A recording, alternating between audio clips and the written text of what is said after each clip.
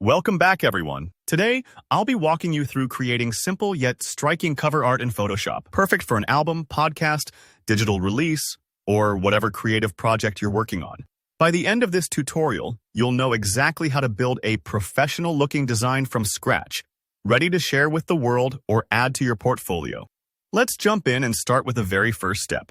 In Photoshop, we want to create a new document that's sized just right for our cover art. Industry standard for digital album covers is usually a square, so let's go with 3000 x 3000 pixels.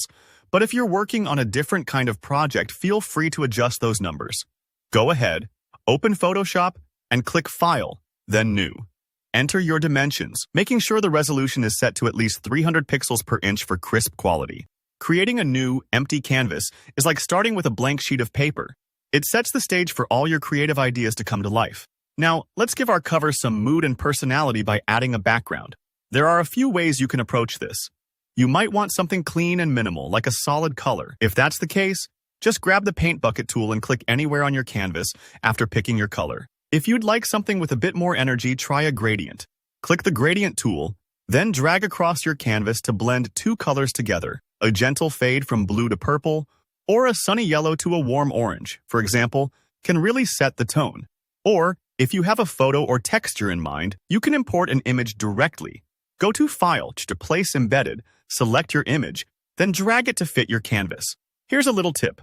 Play with blend modes and opacity in the Layers panel.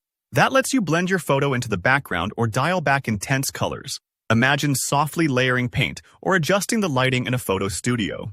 These tweaks help your background evoke just the vibe you want to create. Don't be afraid to experiment. Sometimes you'll surprise yourself with what works.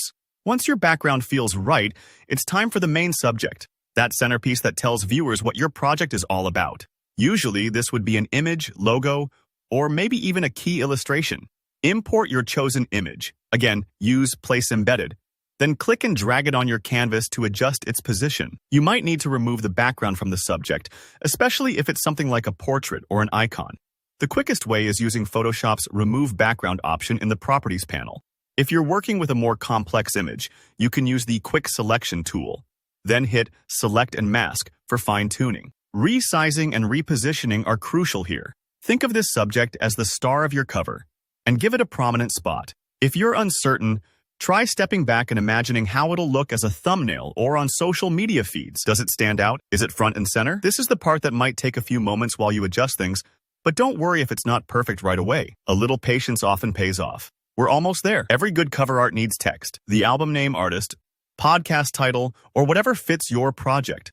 Grab the Type tool and click anywhere on your canvas to start typing. Once you've got your text in, you can customize it. Choose a font that matches the mood, adjust size for readability, and experiment with colors, outlines, or drop shadows to help it pop. Photoshop's layer styles are super handy for this. Double-click your text layer to see options for shadow, glow, bevel, and more. As you arrange your text, make sure it balances nicely with the subject and background. Imagine you're laying out a magazine cover. Every element should work together to draw the viewer's eye and communicate what's important. Take a moment to step back and look over your composition. Is everything legible and visually appealing? Move things around until they feel harmonious. Sometimes, just nudging text or an image a few pixels can make all the difference.